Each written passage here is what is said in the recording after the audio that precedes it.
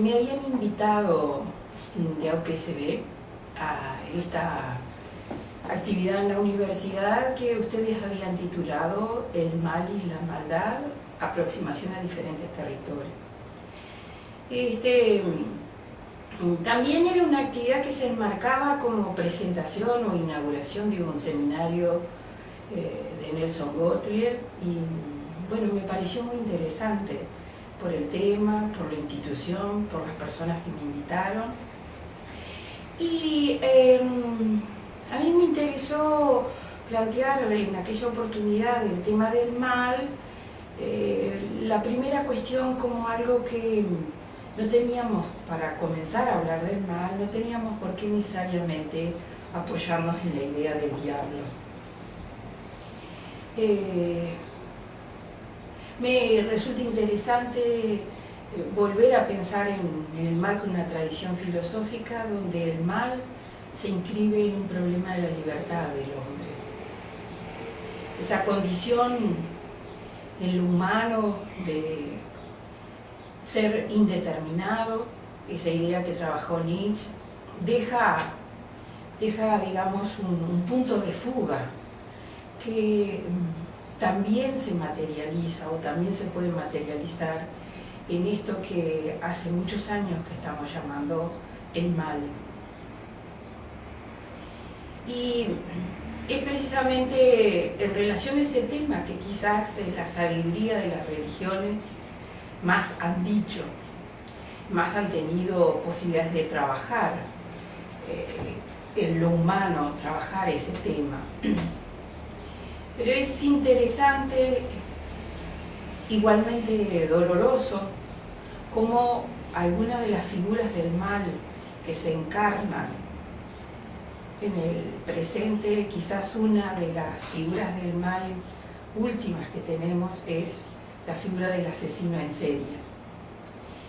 Pero lo que es la experiencia en la Segunda Guerra Mundial, de toda la experiencia con el pueblo judío, nos deja precisamente en la sorpresa y en esa repetición dolorosa de cómo puede adquirir formas extremas.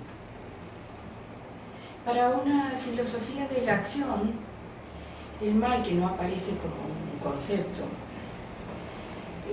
requiere una posición, exige una posición, en el sentido de cómo podemos hacer que el mal, sin desaparecer, pueda disminuir. Esa aspiración deja en una pregunta básicamente más que referida al origen, ¿por qué el mal? Es una pregunta sobre cómo combatirlo al mal. Porque las acciones de uno siempre significan el sufrimiento de otros. Y siempre algo que tenga que ver con aproximarse al mal, reconocerlo como existente, pero como un existente no en una condición trascendental, sino como una de las posibles, decíamos, acciones del hombre, convoca entonces a qué es lo que podemos hacer. Y cuando uno trabaja en una disciplina como el psicoanálisis, queda cerca no tanto de la resolución, de cómo entrar a hacer algo, sino que trabaja en el reconocimiento de cómo está operando esa situación.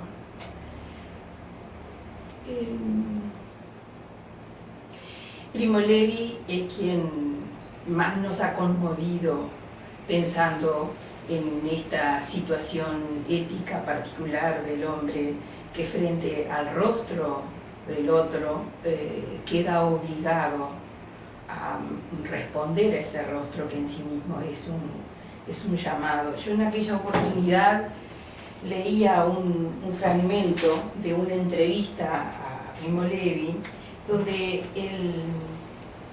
el periodista le dice: hablemos de sus trabajos más recientes, Usted prolonga hoy día su meditación acerca de la responsabilidad para con el otro mediante una meditación sobre la responsabilidad para con la muerte del otro. ¿Qué debemos de entender por esto? Y Levi contesta, pienso que en la responsabilidad para con el otro somos, en último análisis, responsables de la muerte del otro. La rectitud de la mirada del otro no es una exposición por excelencia. ¿Qué es una exposición a la muerte? El rostro es, en su derechura, lo apuntado a quemarropa por la muerte. Lo que en él se dice como petición significa ciertamente una llamada al dar y servir, o el mandato de dar y servir. Pero por encima de esto, e incluyendo la orden de no dejar al otro solo, ni siquiera frente a lo inexorable. La muerte del otro me encausa y me cuestiona, como si pasase yo a ser, por mi indiferencia, el cómplice de esa muerte, invisible para el otro, que a ella se expone, y como si antes, incluso de estar yo mismo abocado a ella, tuviera que responder de esa muerte del otro y debiera no abandonar al otro a la soledad. El temor de la muerte del otro está con toda certeza en la base de la responsabilidad para con él. A mí me parece que Levi es quien de manera más fresca, dolorosamente fresca, ha reflexionado desde otro nivel esta situación, que a la vez nos incluye en ese asunto que es de la dimensión del humano, el tema de la maldad, la posibilidad del efecto sobre un otro, y que nosotros tenemos una dimensión de obligación para con esa situación y para con el otro. Entonces, cada uno en su hacer tiene que poder pensar cómo le afecta este asunto, cómo lo puede trabajar, esta invitación de una filosofía práctica, de cómo combatir el mal, de cómo aquel que dice ¿y por qué me tocó a mí? Porque también podríamos decir que pestes, catástrofes, también tienen un efecto del mal desatado, o pueden ser vividos como un mal desatado o un mal sufrido. El asunto es ¿por qué me tocó a mí?, dirán unos, ¿por qué quedé yo en el ojo de esta tormenta? Y el que esté trabajando desde el lugar que esté trabajando también tendrá que interrogarse qué relación, cómo se encuentra, cómo se las ve con una arista del mal cuando alguna cara presenta. Nosotros los psicoanalistas tenemos un hacer que se las ve con las palabras. Es una experiencia de palabras, es una experiencia que apunta centralmente a la palabra como vehículo para el encuentro entre dos y para el encuentro de un individuo con su sufrimiento y con sus fantasmas, fuente de su sufrimiento al mismo tiempo. Pero la gente no es solo interioridad, o en esa interioridad la realidad como le ha golpeado, como le ha atravesado, como le ha afectado, produce una subjetividad y produce un modo particular de estar en sufrimiento, desde la estructura, diríamos nosotros, particular que le organiza como individuo. Y cuando yo decía que en el siglo pasado hemos conocido esa figura del mal que se encarna en toda la experiencia de Auschwitz,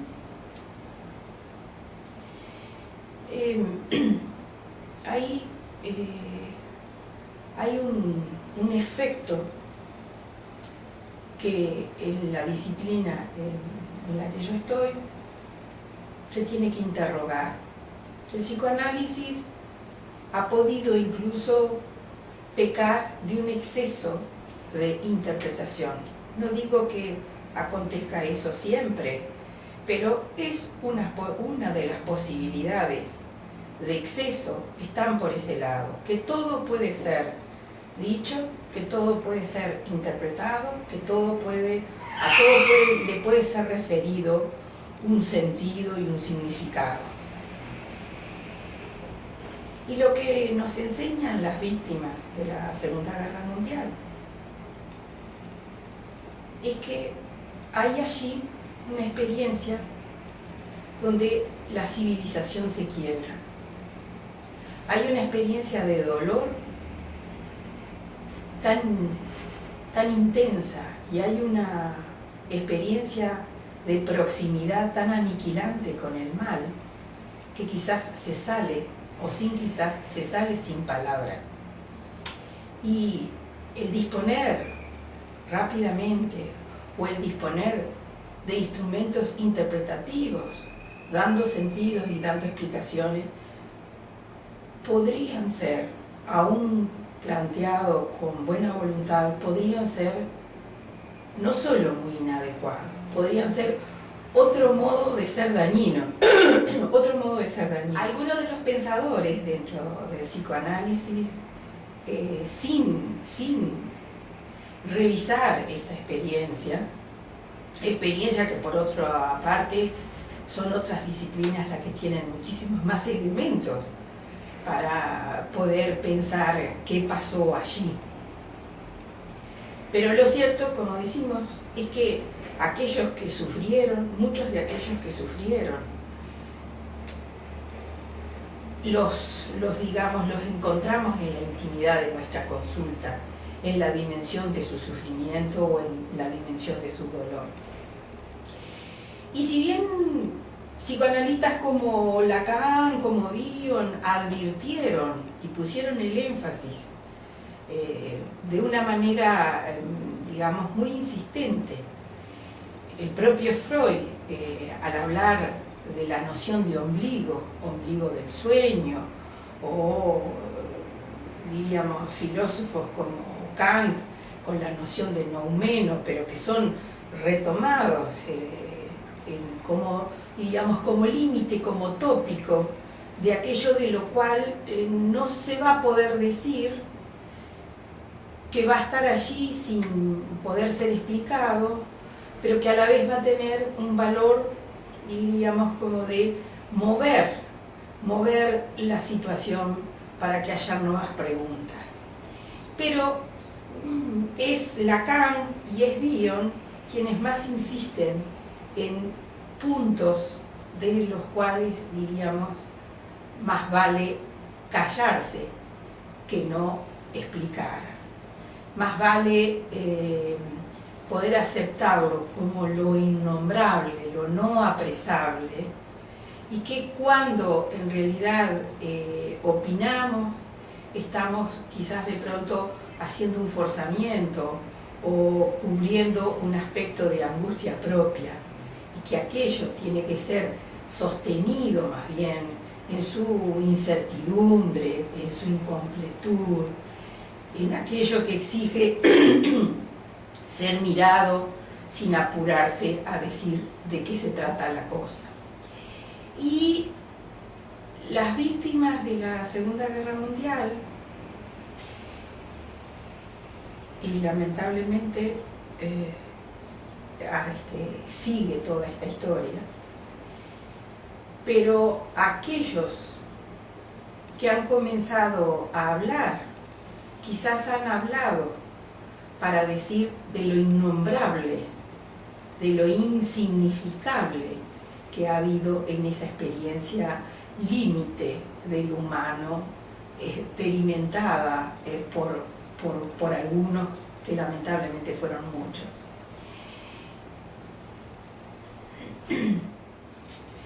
A mí me conmovió lo que fue una situación inspiradora para el arquitecto que crea el Museo del Holocausto en Alemania.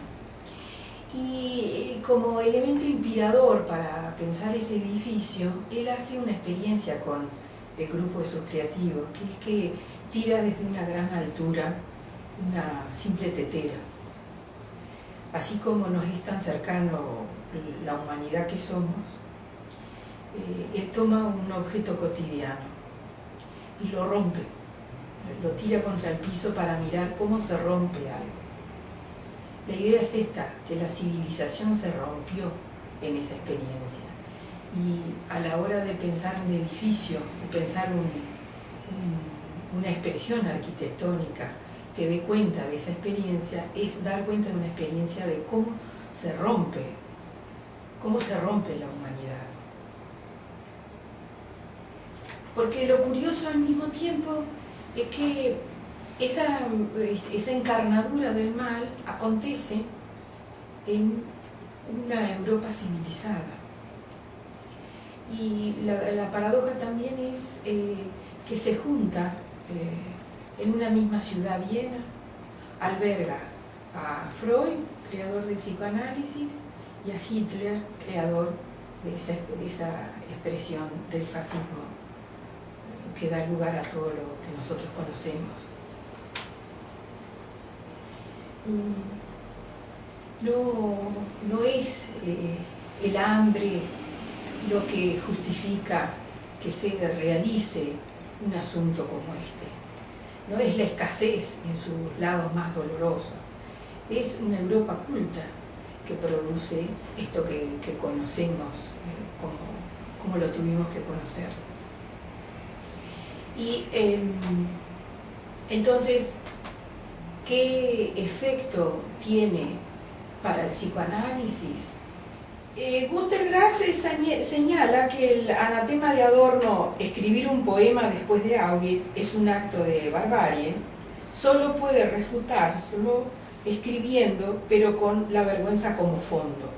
O al decir de Shore, después de Auschwitz, nosotros debemos escribir poesía, pero con palabras heridas. Me parece que los poetas son los que nos pueden dar una gran mano en todo esto. La otra pregunta que decía antes es que Auschwitz obliga a repensar el psicoanálisis, porque el sujeto construido por él desde hace más de un siglo, ¿de qué modo el sujeto del psicoanálisis sale dañado de esa experiencia? La comunidad psicoanalítica en su vertiente terapéutica y clínica trabajó mucho todo este tema, pero de toda esa producción se desprende algo que tiene como un valor de paradoja. Se admite su carácter inaprensible y se aplica a su análisis las categorías teóricas psicoanalíticas habituales, como si se tratara de un hecho más. Por ahí es que tenemos un embrollo. En realidad es el saber de las víctimas el que nos pone en el camino de la novedad. Es ese saber el que ilumina e indica un nuevo modo de andar también para los psicoanalistas. Por aquello de que el análisis, siempre dispuesto, siempre en riesgo de un abuso a explicarlo todo lo que pueda ser explicado, es sus dolorosos testimonios, es en sus heridas que las víctimas, con derecho a la ironía e incluso a la irritación, nos enseñan la necesidad de poner en suspenso el ejercicio de la explicación. La tarea del psicoanálisis como disciplina que nos ha iluminado la subjetividad contemporánea debe dejarse enseñar, dejándose conducir por la palabra de los sujetos sufrientes hacia los meandros de la subjetividad que la Shoah pone de manifiesto como acabada figura del mal. Primo Levi dirá: esa coraza psicoanalítica que cumple el papel de evangelio, que lo aclara todo sin dejar un lugar para las dudas, como si nos mirara de frente y nos dijera: ahora les voy a explicar todo. ¿Con qué lenguaje entonces teorizar o construir nuestras interpretaciones? Auschwitz es también metáfora de determinada manera de concebir la clínica. Cuando pretende uno llegar al corazón de lo que Auschwitz enseña, sin advertir ese punto de tope al entendimiento. Algo inundándolo todo de simbólico, algo que quizás pertenece a otro orden. Pues, ¿cómo no va a morir también en Auschwitz el homo analítico? Debemos repensarlo. Hay una enseñanza que apunta a aceptar una obligación de callar. Sería una ética. Y a la vez hay una imposibilidad de callar. Mientras se avanza en la búsqueda de un lenguaje nuevo para dar cuenta de lo indecible. Parecería ser entonces este gesto o esta ética un programa de trabajo encomendado también a nosotros los psicoanalistas. Entonces hay que resistirse a comprender, quizás en un sentido aún más radical que al que aludieron ya Lacan o Bion, cuando proponían al analista sustraerse de la tentación de comprender demasiado pronto.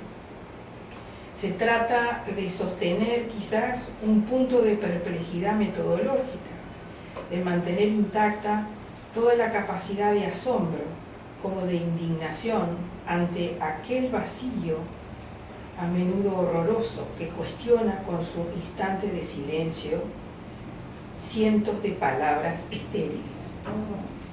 En aquella oportunidad yo decía que el mal no es una cosa, no es un elemento del mundo, una sustancia en este sentido, una naturaleza.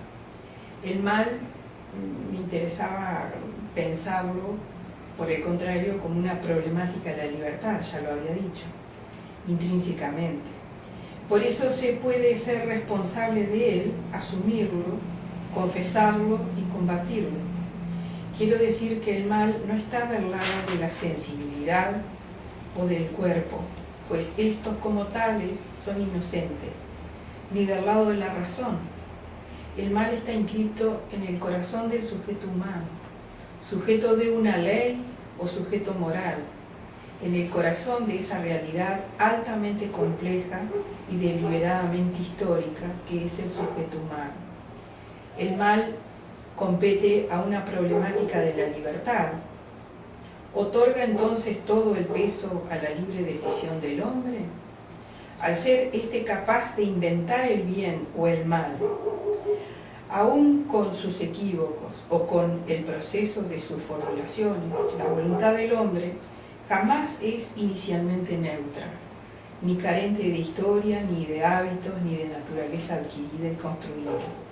Aquí es donde todo se sostiene o donde todo se disuelve, porque el hombre no es sujeto, sino cuando es convocado. No es sujeto, sino por ser responsable. Frente a una ley, dice Kant, en particular aquella por la que nos pensamos, y en consecuencia, en un sentido, por lo que somos, distinto de la pura naturaleza. Aquella por la que somos marca y resultado de la diferencia, singulares. Meditar acerca del mal es hablar de una falla en el corazón de todo encierro en el ser natural y, radicalmente, respaldarse en esa ruptura para ser hombre. En este sentido, el mal no depende del mero discurrir del tiempo, está ligado a lo sucedido de una vez para siempre, ante lo cual mi libertad afectiva es como conmovida, convocada y provocada a existir. Entonces, sí, en esta figura del mal que tuvimos que reconocer en este siglo pasado y que sigue hoy adoptando otras formas contemporáneas, una de las consecuencias es que las palabras sucumben y hay que encontrar un nuevo lenguaje. Son los poetas los que a mí me parece que están en el mejor camino y que de ellos podremos aprender.